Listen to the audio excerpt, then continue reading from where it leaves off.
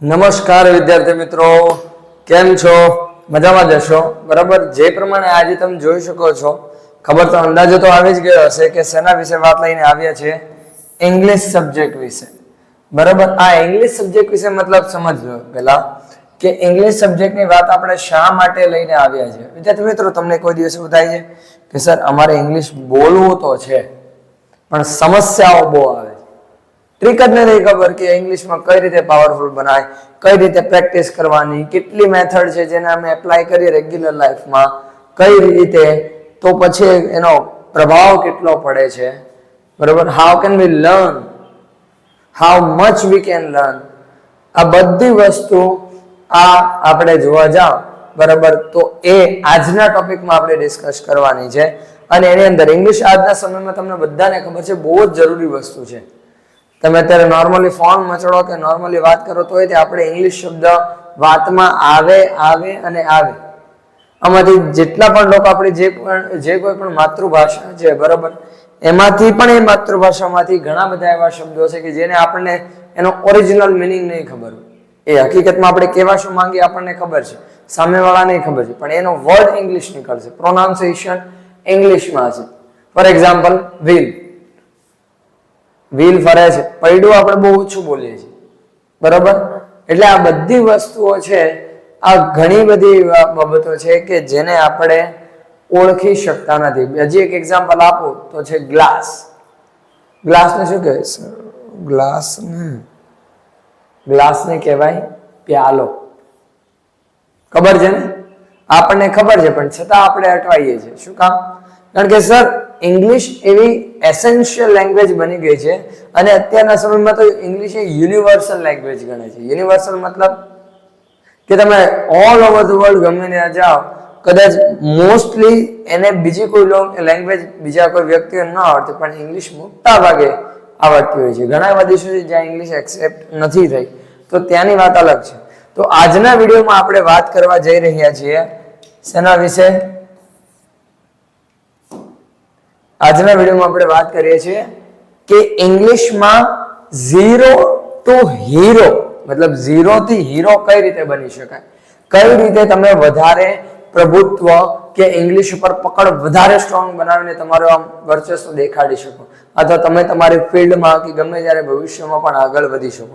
એવી કઈ આદતો છે, કઈ મેથડ્સ છે કે જેના વિશે આપણે વાત કરવાના છે, કે જે મેથડ્સ આપણને એક પ્રોફેશનલ ઇંગ્લિશ સ્પીકર અથવા તો આપણી ઇંગ્લિશ લેંગ્વેજની અંદર ફ્લુઅન્સી લાવવામાં મદદ કરી શકે છે. આ તમામ પ્રશ્નોના જવાબ આજે આપણે આપણા વિડીયોમાં મેળવવાના છે, માત્ર ને માત્ર એજ્યુકી ધ એજ્યુકેશન હબ, જ્યાં હું સુશીલ કલસરિયા આપ સૌ વિદ્યાર્થી મિત્રોનું હાર્દિક સ્વાગત કરું છું. તો ચાલો સમય વેડફ્યા વગર આપણે શરૂઆત કરી. સૌથી પહેલા વિદ્યાર્થી મિત્રો એ સમજી જાઓ કે તમારે અહીંયા જે આ વિડીયોમાં હું તમને આજે ટોટલ 9 મેથડ્સ કહેવાનો છું. Top 9 methods. Selling to get fluency in English. કે ઇંગ્લિશમાં ફ્લુઅન્સી લાવવા માટે, કે ભાઈ એને પ્રોપરલી એકદમ વ્યવસ્થિત રીતે બોલવા માટે. જો પહેલા તો એક કહી દઉં કે ફ્લુઅન્સી એમનેમ નથી આવડતી. આ જેટલી પણ એટલે કે 9 મેથડ છે ને તમારે રેગ્યુલરલી ધીમે ધીમે તમારા રૂટીનમાં એડ કરવી પડશે, ત્યારે જ તમે ફ્લુઅન્સી મેળવી શકશો. ફ્લુઅન્સી પ્રેક્ટિસથી આવે. આ મેથડ છે પણ એ મેથડની પ્રેક્ટિસ તમારે સતત કરતી રહેવી પડશે, ત્યારે તમે એની અંદર ફ્લુઅન્સી લાવી શકશો. એટલે અહીંયા ખાસ જરૂર છે કે તમારે આ 9 મેથડને રેગ્યુલરલી ફોલો કરવી પડશે.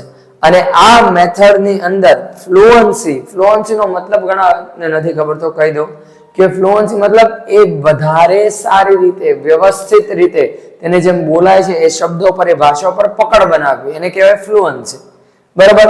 તો ચાલો ટોપ 9 મેથડ છે. પહેલી મેથડની વાત કરીએ તો પહેલું છે થિંક ઇન ઇંગ્લિશ. તમારે સૌથી પહેલા છે ને આપણે જે વિચારીએ ને આપણી માતૃભાષામાં વિચારીએ, એમાં થોડોક ચેન્જ કરવાની જરૂર. જે દિવસથી તમારે જે ભાષા શીખવાની છે એનું જેટલું પણ નોલેજ છે, 1%, 2%, 0.5% થી ગમે એટલું એક શબ્દનો પણ નોલેજ છે ને, તો એને ધીમે ધીમે તમારે એપ્લાય કરવું પડશે. વિચારોમાં સૌથી પહેલા જ્યાં સુધી તમે વિચારી નહીં શકો ને ત્યાં સુધી તમે બોલી પણ નહીં શકો. સીધી વાત છે ને, તમારે કોઈ પણ વાક્ય બોલવું છે, sir I can speak English, તો આઈ કેન, સ્પીક, ઇંગ્લિશ, આ ચારે ચાર શબ્દો મારે પહેલા વિચારવા પડ્યા, પછી જ હું એનો એક વ્યવસ્થિત ક્રમમાં ગોઠવી શક્યો અને પછી જ હું એને બોલી શક્યો. એટલે એ સૌથી પહેલા વિચાર આવવો જરૂરી છે કે તમારે ઇંગ્લિશ ભાષામાં વિચારવું પડશે. હવે વિદ્યાર્થી મિત્રો એક સિમ્પલ વસ્તુ સમજો કે તમે જ્યાં સુધી વિચારશો નહીં ત્યાં સુધી એને બોલી કઈ રીતે શકશો.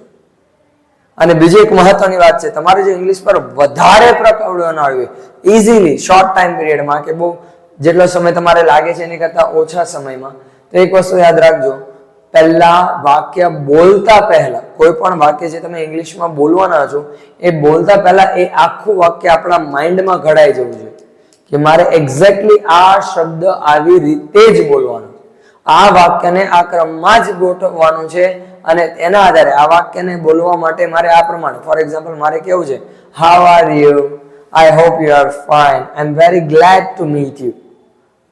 હવે આ શબ્દ પહેલા મારા માઇન્ડમાં ક્લિયર હોવા જોઈએ કે હાઉ આર યુ પહેલા બોલવાનું છે, ઓકે, એનો મતલબ આ થાય, I am very happy to meet you, I am very glad to meet you, જે કંઈ પણ વાક્ય છે પહેલા એ સંપૂર્ણ વાક્ય, જ્યાં સુધી એ આખું વાક્ય તમારા માઇન્ડમાં કમ્પ્લીટ નથી થતું ત્યાં સુધી મોઢેથી બોલવાનું જ નહીં. તો હું અમારે તો કેટલી વાર લાગે, શરૂઆતમાં તકલીફ પડશે પણ જ્યાં સુધી તકલીફ નહીં પડે ત્યાં સુધી ખબર પણ નહીં પડે કે ઓકે એક્ઝેક્ટલી આ વસ્તુ છે, આદત પડી જાય ને પછી ધીમે ધીમે તમારા વિચારે ધીમે ધીમે વ્યવસ્થિત બની જશે અને સ્પીડ પકડ આવી જશે ભાષામાં. એટલે પહેલી વસ્તુ કે પહેલા તો ઇંગ્લિશમાં વિચારતા શીખો. તમે જ્યાં સુધી ઇંગ્લિશમાં વિચારી નહીં શકો ત્યાં સુધી તમે ઇંગ્લિશમાં બોલી પણ નહીં શકો. આ થાય પહેલી method. Second method, shadowing technique. Shadowing technique મતલબ મૂવીઝ ને બધું જુઓ છો ને, બરાબર, તો એમાં જે શબ્દને જે રીતે ઉચ્ચારાય છે, જે અર્થમાં ઉચ્ચારાય છે એની ઉપર કામ કરો. મતલબ મૂવીઝ આપણે ઘણા બધા મૂવીઝ જોતા જોઈએ છે, બરાબર, તો એ મૂવીઝ ની અંદર જે વાક્ય બોલાવાનું છે એ વાક્ય કઈ રીતે બોલાવાનું છે, કયા અર્થમાં બોલાવાનું છે, પ્રેક્ટિસ કરતી રહેવી, સાથે સમજતા જાઓ. ઓકે, સિમ્પલ ભાષામાં ફોલો કરો. શેડો, પડછાયાની જેમ શું કરવું, ફોલો કરવું. જે રીતે બોલાય છે એ જ રીતે પ્રેક્ટિસ કરો, રિપીટ કરતા જાઓ. સામે વાળો વક્તા બોલે છે, તમે ઇન્ટરનેટ પર જુઓ છો, બરાબર, તો એના વર્ડ્સ ને એના સેન્ટેન્સ ને સેમ મેથડ સાથે સેમ રીત સેમ અર્થમાં રિપીટ કરતા જાઓ, એનો અર્થ સમજવાનો પ્રયત્ન કરતા જાઓ. પડછાયાની જેમ, કેમ આપણે ચાલતા હોય તડકો પડે પડછાયો સાથે જ હોય, એવી જ રીતે એ શબ્દ ઉપર સામેવાળો વ્યક્તિ, ફોર એક્ઝામ્પલ મૂવીઝ તમે જુઓ છો, સિરીઝ તમે જુઓ છો, બરાબર, તો એ સિરીઝની અંદર ઘણી વાર સબટાઇટલ આવતું જ હોય છે. અને ઇંગ્લિશ મૂવી જુઓ છો, બરાબર, હોલિવૂડના કે ગમે તે, તો બને ત્યાં સુધી ટ્રાય કરો કે તમે ઇંગ્લિશમાં એને જોઈ શકો, જેથી કરીને તમને ખબર પડશે. ઓકે, પહેલા એકવાર હિન્દીમાં કે જે લેંગ્વેજમાં તમારે જોઈજો, પછી ઇંગ્લિશમાં જુઓ. આ શેડોઈંગ ટેકનિક ફોલો કરવું, બેઠું ઉઠાવી જ લેવું, બરાબર. આપણે એમાં વધારે મથવું નહીં પડે, પણ હા મથવું તો પડશે પણ એટલું બધું નહીં જેટલું નોર્મલી મથવું પડે, કારણ કે એમાં શબ્દ ભંડોળ તમને બહુ મોટું મળી જશે, બરાબર. આ થઈ સેકન્ડ મેથડ. હવે આવે છે third method, 5 new words daily. દરરોજના 5 શબ્દો નવા શીખો. 5 નથી થતા કઈ વાંધો નહીં, આ તો 5 ની વાત છે કે 5 શીખશો તો તમારે પકડ વધારે બનશે. 5 નથી કઈ વાંધો નહીં, 3 થી શરૂઆત કરો. ડેઈલીના 3 નવા શબ્દો પકડવાના, જે શબ્દો વિશે તમને ખબર નથી અથવા ખબર છે તમને સિંગલ યુઝ ખબર છે. શબ્દોને પકડો, એ શબ્દને ડિટેલમાં જાઓ કે આ શબ્દનો હું આ જગ્યાએ ઉપયોગ કરી શકું. For example, cried. આ શબ્દને આપણે જોવા જઈએ તો મોસ્ટલી લોકો આને કયા ગણે ખબર, ક્રાય નો V2 છે એમ. પણ આનો ખાલી એક જ મતલબ નથી. ક્રાઇડ એટલે રડવું પણ થાય, અને આ ક્રાઇડ નો ઉપયોગ બૂમબરાડા પાડીને જોર જોરથી જે બોલવાનું હોય ને એવી રીતે પણ વાપરી શકાય. તો આ શબ્દ, કોઈ પણ શબ્દ તમે 3 કે 5 તમારી કેપેસિટી પ્રમાણે, 5 નથી થતા ઓકે 3 થી શરૂઆત કરો. જેટલી કેપેસિટી છે એના પ્રમાણે શીખવાનો પ્રયત્ન કરો, જેથી કરીને તમે વધારે શબ્દ ભેગા કરી શકશો. જેટલું તમારું શબ્દો ઉપર પકડ હશે એટલો ફાયદો તમારે એ શબ્દોને વાપરવામાં થશે. આપણે ગુજરાતી બોલીએ કે કોઈ પણ લેંગ્વેજ બોલીએ છીએ, બરાબર, તો એમાં આપણે બોલી શેના કારણે શકીએ છીએ, કારણ કે એમાં વર્ડ પર આપણું ફોકસ છે, વર્ડ પર પકડ છે. જ્યાં સુધી વર્ડ પર પકડ નહીં હોય ત્યાં સુધી તમે વાક્યને વધારે સારી રીતે બનાવી પણ નહીં શકો બેન કે ભાઈ જે હોય. તો આ એ જરૂરી છે કે દરરોજના 5 નવા વર્ડ. 5 નથી થતા કઈ નહીં, 3 થી શરૂઆત કરો. સમયની સાથે ધીમે ધીમે આદત પડતી જશે, 3 થી 5 પર પગો. તો આ વસ્તુ પર ફોલો કરો કે તમારે ડેલીના 5 નવા શબ્દ શીખવાના છે. 5 શબ્દનો બધી કુંડળી કાઢી લેવાની આખી કે આ શબ્દ ક્યાં વપરાય, એનો કયા કયા મિનિંગ થાય છે, બરાબર, કઈ રીતે વાપરી શકાય, અને પછી એના આધારે પ્રેક્ટિસ પણ કરવી પડશે. બરાબર, કે ઓકે આ શબ્દને આ રીતે બોલાય. પ્રોનાઉન્સિએશન પણ મહત્વનું છે. પછી આવે છે ચોથી ટેકનિક, ધ 3 સેન્ટેન્સ રૂલ. કોઈ પણ શબ્દ તમને નવો ખબર પડે છે, 3 વાક્ય બનાવો. દરેક શબ્દના 3 વાક્ય બનાવો. જો તમે 5 જ શબ્દ ફોર એક્ઝામ્પલ તમને ખબર પડ્યા, બરાબર, તો 5 તેરીને 15 વાક્ય તમે નવા બનાવતા થઈ ગયા. હા, એકનું એક વાક્ય પછી એક અકાર, એક નકાર, એક પ્રશ્ન, એમ નહીં. એના ઉપરથી એનો જ્યાં જ્યાં વપરાશ થઈ શકે હોય એને સંબંધિત વાક્યો બનાવવાના છે. કેટલા? 3 વાક્ય. બરાબર, આ થાય મેથડ નંબર 4. આનાથી થશે શું એ પણ સમજી લો. તમે 3 વાક્ય બનાવો છો ને એક શબ્દના, તો એક શબ્દના 3, માની લો તમે 3 જ શબ્દો ભેગા કર્યા છે, 3 નવા શબ્દો શીખાય, તો પણ 9 સેન્ટેન્સ તમે નવા બનાવતા શીખશો. નવા અર્થ સાથે, નવા વાક્યો સાથે, નવી વાક્ય રચના સાથે, નવા શબ્દોના મેળ ભેગા કરીને. આ બધી વસ્તુ બહુ ઇમ્પોર્ટન્ટ છે. ચલો, પછી આવે છે method number 5, listen, repeat, record. કોઈ ઇંગ્લિશ બોલે છે, કોઈ ઇંગ્લિશ ભાષામાં બોલે છે, મૂવીઝમાં, ઓડિયોમાં, કોઈ પણ જગ્યાએ સાંભળો, સાંભળો, ઓબ્ઝર્વ કરો, પછી એને પાછું રિપીટ કરો. મતલબ સામેવાળો જે બોલ્યો એ જ સાંભળીને ઓબ્ઝર્વેશનના બેઝ ઉપર ઓકે આ શબ્દને આ રીતે બોલાય છે, એ તમારે ખાલી વિચારી લીધું, સમજી લીધું, ઓકે એટલું ઇનફ નથી, તમારે બોલવું પણ પડશે. જ્યાં સુધી બોલશો નહીં ત્યાં સુધી યાદ નહીં રહે, ખબર નહીં પડે ઓકે એક્ઝેક્ટલી આમ બોલાય છે. કારણ કે ઘણા પ્રોનાઉન્સિએશન આપણે એવા છે, ઘણા શબ્દો એવી રીતે એનું ઉચ્ચારણ એવું છે કે જે આપણને સાંભળવામાં બહુ ઈઝી લાગે, પણ જ્યારે આપણે રેગ્યુલરલી બોલવા જશું ને કે પોતે બોલવા જશું ત્યારે બોલાશે નહીં. તો સાંભળો, પહેલા ઓબ્ઝર્વ કરો અને એના બેઝ પર રિપીટ કરો. તમે જે સાંભળ્યું છે એને રિપીટ કરતા શીખો. અને રિપીટ કરો પણ ક્યાં? રેકોર્ડ પણ કરો. રેકોર્ડ મતલબ કઈ નથી કહ્યું કે મોબાઈલ તો બધાની પાસે હોય જ છે, બરાબર, અત્યારે એમાં જોવો છો. તો આ મોબાઈલને વિડીયો ઉતારો. તમે જે શબ્દો કે જે વાક્ય બનાવો છો, બોલો છો, એનો વિડીયો ઉતારો. આ વિડીયો એટલા માટે જરૂરી છે કે તમે પછી જ્યારે વિડીયો જોશો ને ઉતાર્યા બાદ, બોલ્યા બાદ, ત્યારે તમને પોતાને ખબર પડશે ઓકે અહીંયા મિસ્ટેક થાય છે. આ એક બેઝિકલી તમે જોવા જાઓ તો તમારી સ્પીચને સુધારવા માટેનો એક ઉપાય છે. પણ આપણે અહીંયા ઇંગ્લિશ ભાષા એક પ્રકારે સ્પીચ પર જ કામ કરવાનું છે. એટલા માટે બોલો, જે સામેવાળો બોલે છે કે જે કોઈ પણ વ્યક્તિ ઇંગ્લિશમાં જે શબ્દ બોલે છે, જેની પર ખબર હોય ઓકે આ શબ્દ આ વ્યવસ્થિત બોલે છે, આને આવડે, એને સાંભળો, એનો એ શબ્દ પાછો રિપીટ કરો, પણ રિપીટ કરતી વખતે એને રેકોર્ડ પણ કરો. અને રેકોર્ડ કરેલું પછી જુઓ, તમને તમારી ભૂલ તમને પોતે જ દેખાશે, કોઈ કેવું નહીં પડે. ક્લિયર? આ થાય 5 મેથડ. હવે આવે છે 6, ડેઇલી સ્પીકિંગ હેબિટ. રેગ્યુલરલી બોલવાનું શરૂ કરો. આપણને છે ને પહેલા તો આ માહોલ નથી મળતો, ઇંગ્લિશ ભાષા બોલવાનો માહોલ જ નથી મળતો. તમે કઈ નવું શીખીને આવે, નાનું છોકરું હોય કઈ નવું શીખીને આવે એટલે મા બાપ કે હા હવે ખબર છે, તો મા બાપ નહીં, તો મા બાપ ખુશ થતા હોય જનરલી. પણ મા બાપ ખુશ થાય છે સારી વાત છે, ચલો, પણ ભાઈ બહેન નાના મોટા કે કોઈ રિલેટિવ છે કે હા હવે ખબર છે, બહુ ઇંગ્લિશ આવડી ગયું છે, નત નવા ઇંગ્લિશ શીખીને આવે, આ વસ્તુ ટોકાય છે. બરાબર, તમારે એવું થતું હોય તમે ક્યારેક નવું કંઈક બોલો છે ને એટલે એમ લાગે બહુ બડાયું મારે છે, પણ એવું નથી. તમારે એ હેબિટમાં લાવવું પડશે. બોલવાવાળા બધું બોલવાનું. તમને ખબર છે આ વસ્તુ સારી છે, સાચી છે, ઓકે બોલો. સાચું ખોટું જેવું ઇંગ્લિશ આવડે એવું બોલો. ડેઇલી સ્પીકિંગ હેબિટ બને. એને તમારી આદત બનાવી લો ઇંગ્લિશ બોલવાનું, કે એટલીસ્ટ દિવસના મારે આટલો સમય આપવાનો છે, 5 મિનિટ, 10 મિનિટ, 15 મિનિટ, 20 મિનિટ, આટલો સમય મારે ઇંગ્લિશમાં જ બોલવાનો. આ ટાઈમે મારે ઇંગ્લિશમાં જ બોલવું. તમે ફ્રેન્ડ છો, ગ્રુપ છો, તો ગ્રુપ સ્ટડી વખતે કે તમે ભેગા થાવ, ગ્રુપ્સ બનાવો, એની અંદર ચેટ કરો છો કે પછી વાતચીત કરો છો, મળો છો ત્યારે, તો તમારો બધાનો ઇંગ્લિશ ઇમ્પ્રુવ થશે. તો આ હેબિટ ગ્રુપ માટે પણ કામની છે કે તમે એ વધારે અસરકારક બનશે. કારણ કે એની મિસ્ટેક થઈ તો આપણને ખબર છે આ મિસ્ટેક આપણે નથી કરવી, અને એની મિસ્ટેક થઈ તો એને ખબર પડી જાય કે ભાઈ ઓકે અહીંયા મારી ભૂલ થઈ છે. ક્લિયર? નેક્સ્ટ આવે છે 7th, read and speak out loud.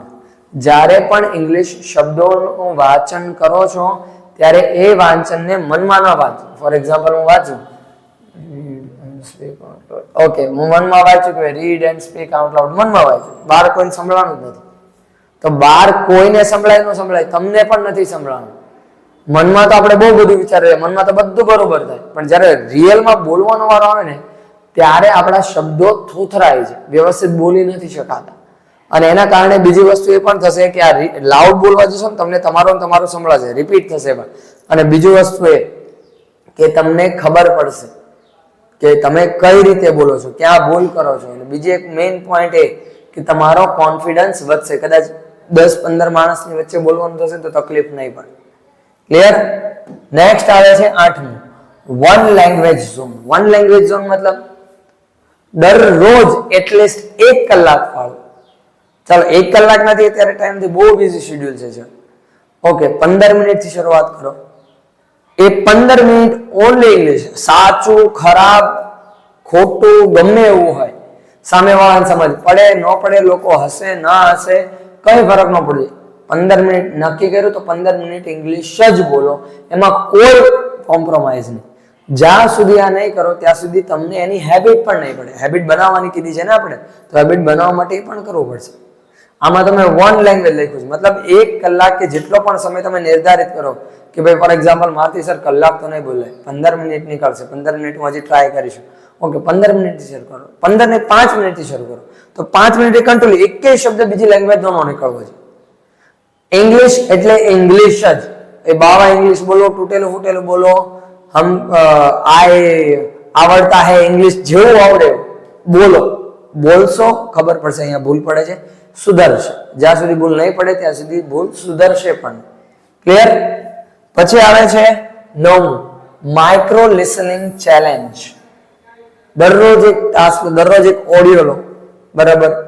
Song લઈ લો કે કોઈ નોર્મલ ઇંગ્લિશમાં કોઈ બે વ્યક્તિ વચ્ચેની કન્વર્ઝેશન, જે ઇન્ટરનેટ પર ઢગલો બંધ મળે, હોલીવુડ મૂવીના કે જે કોઈ પણ સીન છે એની કન્વર્ઝેશન વચ્ચેની વાતચીત લો.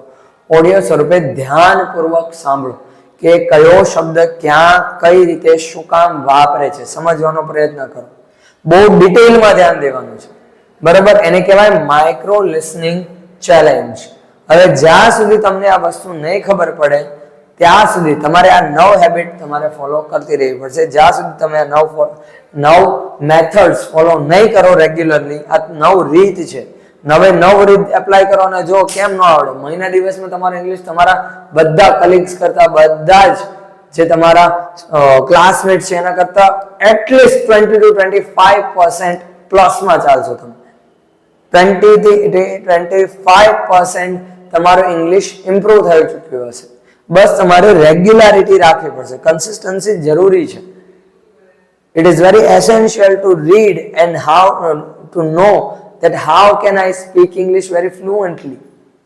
Okay, તો આ હતી આપણી ટોપ 9 મેથડ શેના માટે? ઇંગ્લિશમાં 0 to હીરો બનવા માટે. ઓકે, તો આ વિડીયોને તમારા મિત્રો સુધી પહોંચાડો કે જેને ઇંગ્લિશ બોલવામાં તકલીફ પડે છે અને ટ્રાય કરો પણ ખબર નથી કઈ રીતે કરવું. તો આ વિડીયોને એના સુધી જરૂર પહોંચાડો છો.